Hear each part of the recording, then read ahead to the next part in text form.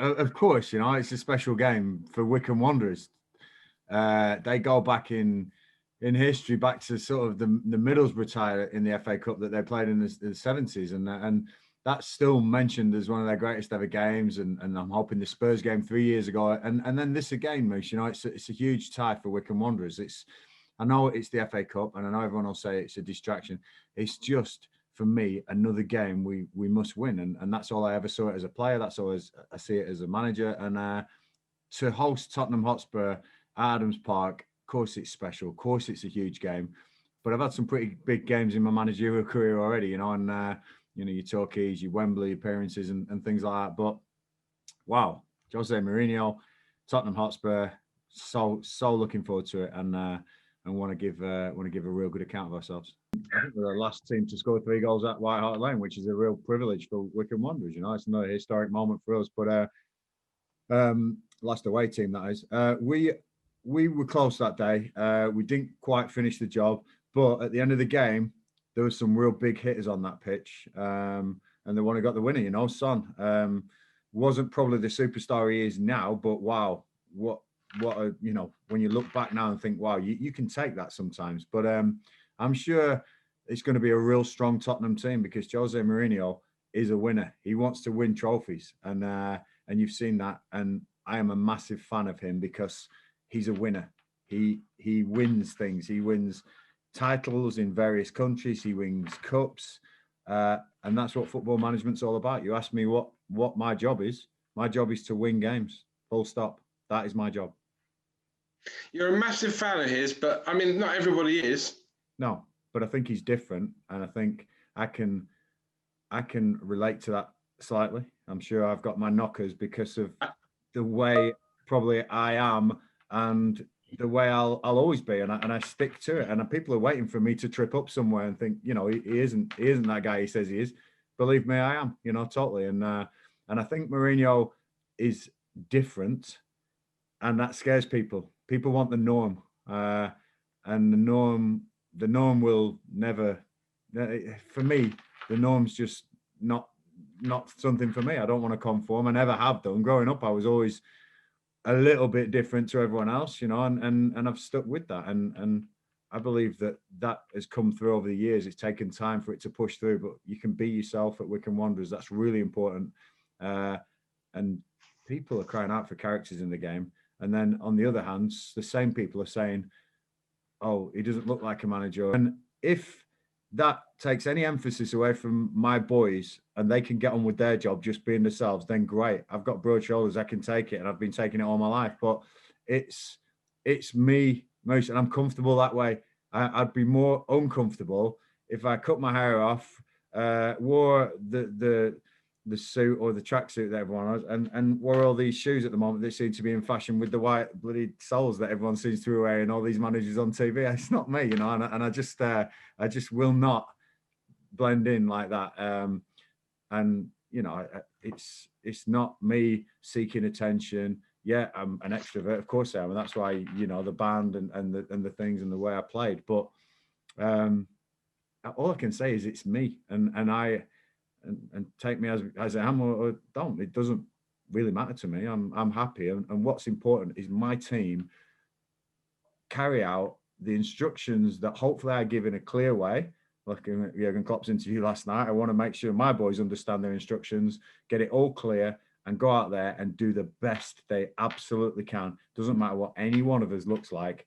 It's the football that counts, and we've got a chance on Monday night, and I'm so looking forward to it. Yes, because after the game, it's a free hit because it is the cup. We can always think, it was just the cup. So we have got that get out. But I don't want the boys thinking that when they go in. I want the boys thinking, if we can beat Spurs today, not only are we through to the next round of the FA Cup, but wow, that puts us on a real positive mood for Brentford next Saturday, and then Birmingham, and then the 9 other games we've got in February because of the COVID stuff and because of the fixture build-up, and because we've done well in the FA Cup, we have an unbelievable fixture schedule in February. So I'm not going to say, yeah, I'd like to be out the cup. I want to be in that next round. I prefer another game to be cancelled because we're in the 5th round. But winning breeds winning, and I want to win on Monday night. It's going to be a huge task. It's going to be an unbelievable result if we can pull this off, because there is some fantastic players in that Spurs team, and there's some fantastic players in the second and third and fourth 11 they could field. But I've got a great first 11, and I'm looking forward to seeing what they can do. It breaks my heart that some of these fans who have stood by me, and I've got letters. I've got one next to me here. Letters that fans write me about promotion last season and saying, thank you so much for what you've done for Wycombe Wanderers. I'm heartbroken that they can't get in this ground, because they've seen one game, Coventry at home, we got beat in the Championship. They could have watched that one last year, because Coventry and us were in League One. I want them to see a fantastic Championship side come to Adams Park, Wycombe to perform, and say, I was there when we played in the Championship. I wish they could come to this game on Monday. We could probably sell this one 3 times over, but they're missed. They're hugely missed. And I want to say to them that I couldn't have done what I've done without them. And, we're struggling a little bit without them in this league. We need them, and we know they're there. Hopefully we can carry on Championship football next season, and they can all take a part of that. I'm not allowed to give numbers, obviously, there's medical confidentiality and things, and that's all the EFL. There was enough to satisfy the EFL that there was a risk, both of contaminating more people at Wycombe and also going to play other teams. There was a risk of contaminating other teams, so that was a risk we weren't prepared to take. And I think the EFL were happy with that. I'm sure there's going to be some questions asked and some investigation, as there should be in all teams. But I'd like to say that, caveat that with my medical staff are fantastic with the procedures they've put in place and how we do it here. For such a small club, we haven't got the money that some teams can just hire this facility to do it. We've had to do it really, as always, on a limited budget and resources. But no, we're all healthy. I think there's 1 or 2 probably we'll have to look at, because the COVID situation, although a lot of people are asymptomatic, the ones who do have symptoms, you have to be careful, and there's all sorts of screening and then fatigue issues and that we've known about in the press. So we'll be diligent on that. But yeah, we're ready for this, and 1 or 2 injuries, I think, but ready to go on the COVID side. We're very confident. We've got enough, more than enough players to fulfil these fixtures. Yeah, there's again, I think tomorrow is the FA round of testing for us. So again, we have to obviously fulfil that. They'll come back with the results, and I think as long as you've got 14 fit, I think you have to play these games, and I'm 100% sure we'll have that. I'm hoping out of my 30 players I think I've got, I think we'll be up in the high 20s. Everyone hopefully COVID free, but like I say, a couple of injuries. Hoping to have a full squad to pick from. There's the 10-day windows now that you have to, isolate for and adhere to, and without a doubt, it being Monday gives us that extra couple of days to get some of the boys back in, and definitely, tactical work on the weekend will be good. The only downside is we'll be in Saturday, Sunday, but that's football, eh? I played for Preston North End, and we played Kidderminster Harriers once. They were non-league, and the 5th round had been drawn already, and the winners went to West Ham, I think. And Kidderminster beat us 1-0 at Kidderminster, and that was a huge shock for us. I think we were League One as it stands now, and favourites. Big historic club like Preston, and we really did get overdone. And it's first time a non-league side has turned us over. So for me on that one, the fairy tale can be done, can be alive, and going up to the modern day, I'll be playing the boys. I'll definitely be playing the boys the highlights from 4 years ago to say what we achieved as a League Two team with similar players. Bayo Akinfenwa still on the team, Anthony Stewart. I've still got players, Scott Cashcott, who are in this team. Dominic Gabe, they all played that day. So there's definitely comparisons to be drawn, saying we're League Two team. We went to White Hart Lane and did this. You're now a Championship team. We've come on. We know we're better now. Obviously, the Premier League has got better as well. But I will be playing them those highlights from 4 years ago, without a doubt. And then the last one, my biggest story is a real ironic one, and I get reminded of yearly at this time of year, is Wycombe Wanderers knocked Wimbledon out the FA Cup on penalties, and I was part of that Wimbledon team.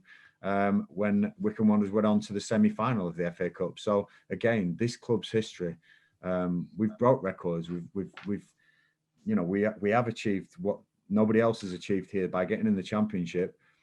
We've got this FA Cup record to try and equal now, and the semi-final. Wow, that's some record that this club has got. And again, I'll be drawing on some times of those. This club's great. The historians here are really proud, and I'll be making sure that the boys know what the FA Cup means, especially to me as a manager and a person, but what it means to Wycombe Wanderers and how much that this club has been respected in this tournament. And yeah, we'll definitely be using this underdog tag to the maximum on Monday evening. I'm real good friends with Keith Ryan, who scored in the semi-final against Liverpool, and I don't think I'll go as far as getting him in, but do you know what? Somebody like Keith Ryan would be absolutely just at home watching this game, thinking, do you know what, boys? We did it. We can do it, and that's important to the boys. These lower league football teams, which are still classed as us, we are still a lower league football team. We have got the chance to make something special, and I'm really hoping we can be the shock of the fourth round. You get chances at Wycombe. You do. We work with people. We're really, hopefully, renowned for the stuff away from football, and that's what, for me,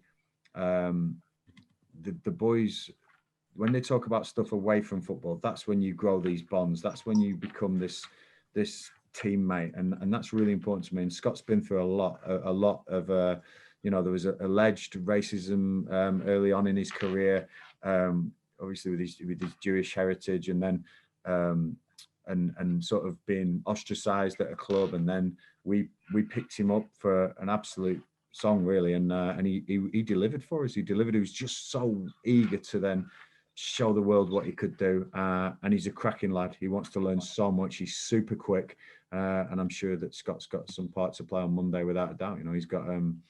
He's got goals in him. Like I say, he's different to a lot of strikers. You think he's not there, and all of a sudden he appears, and he's a great finisher. So really hoping Scott can make his mark on Monday. But he's one of many here that we work really hard with in things away from football, and I think they're really important. Really important.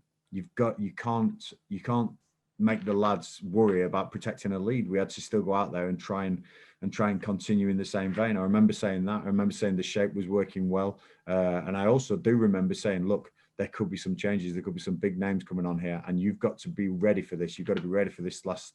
And I mean, the goal we scored, the third goal, was just a phenomenal goal. I mean, if people watch the replay of that, Miles Weston took on Eric Dyer. This is England's Eric Dyer, and really, got past him, but a fantastic crossing. And Gary Thompson, I mean, 36 years old, header into the corner. It was almost like, did Wycombe score that, or did Tottenham score that goal? That was an unbelievable moment, for me.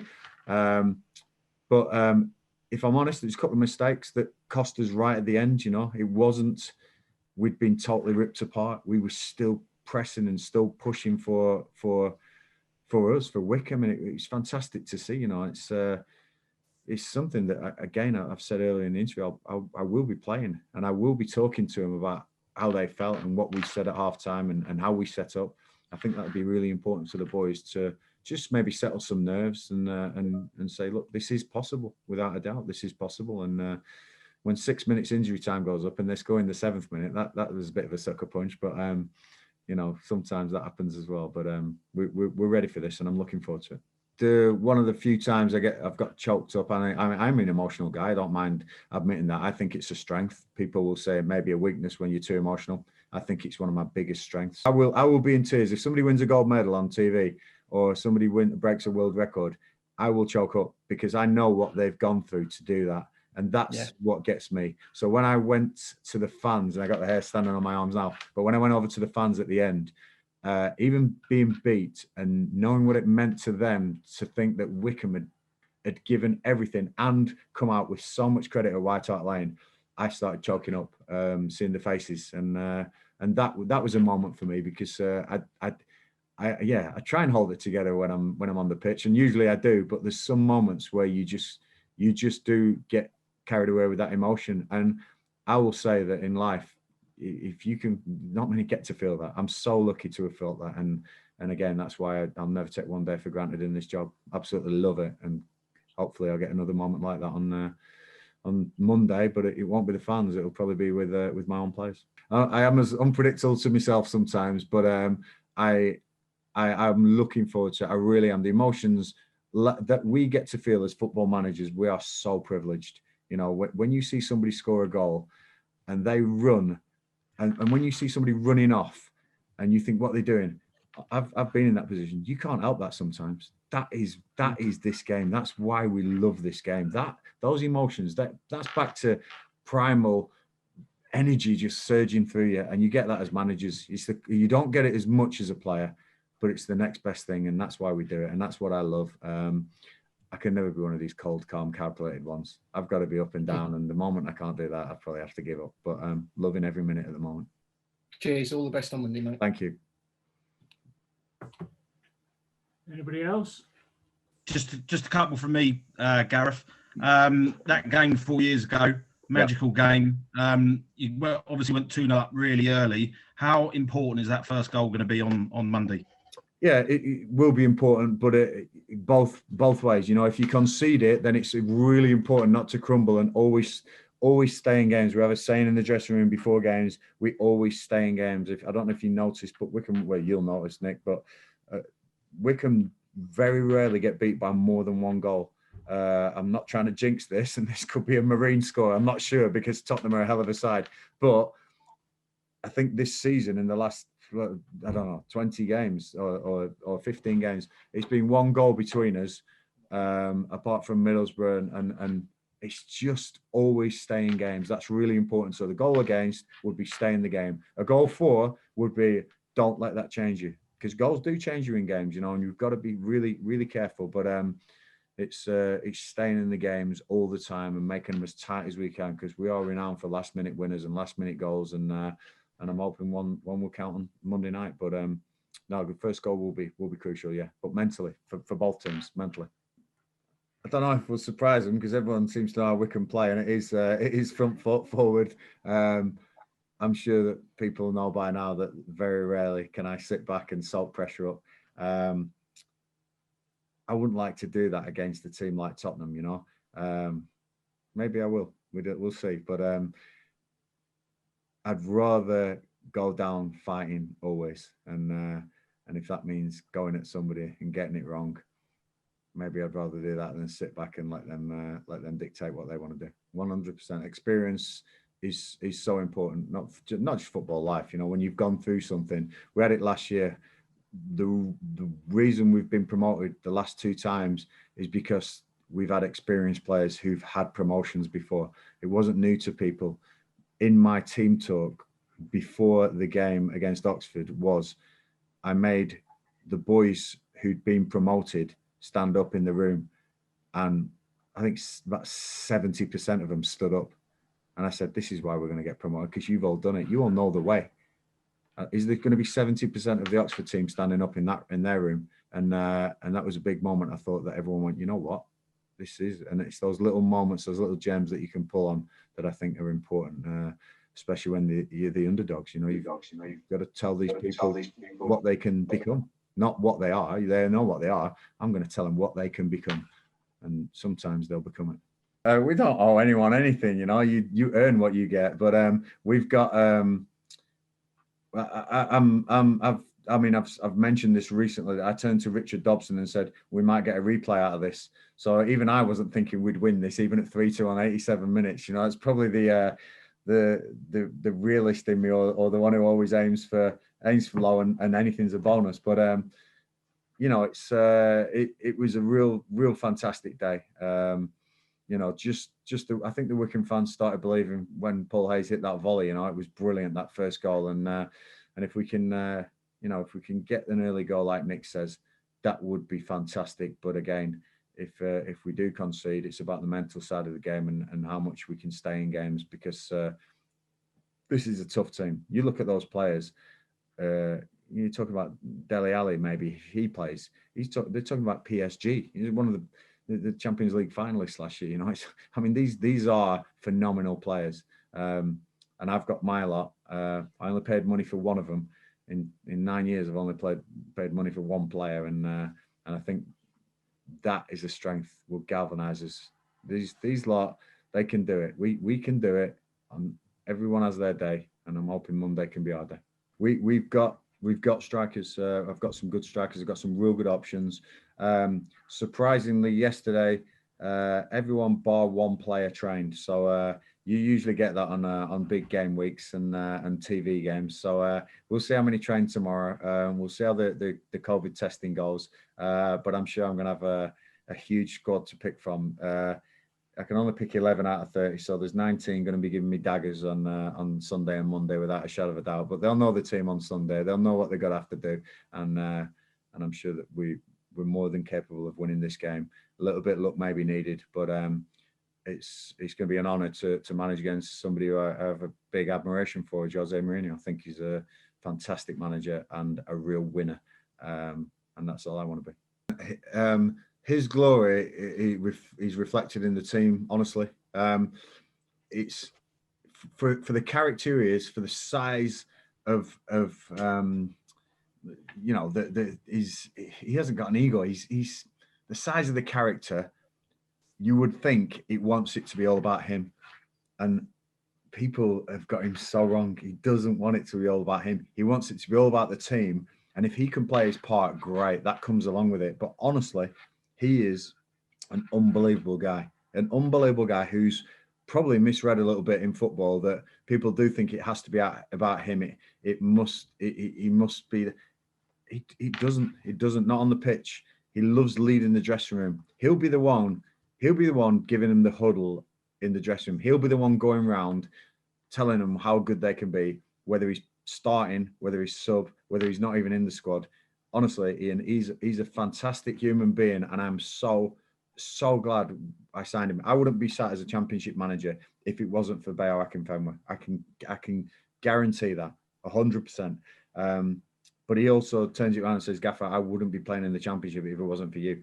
And we have this mutual respect for each other, and it's not this, blowing smoke. It's never about that. It's a real respect that we have our arguments. We'll have our heated words. And sometimes it can get heated in my office, but it's just me and him. And outside that, it's all for Wycombe. And he's been brilliant. He really has. I'm sure he'll want to play a part without a shadow of a doubt. He'll want to get on that pitch because he believes he can help the team, not for Bayo Akinfenwa. And that's the only reason he'll want to be on that pitch.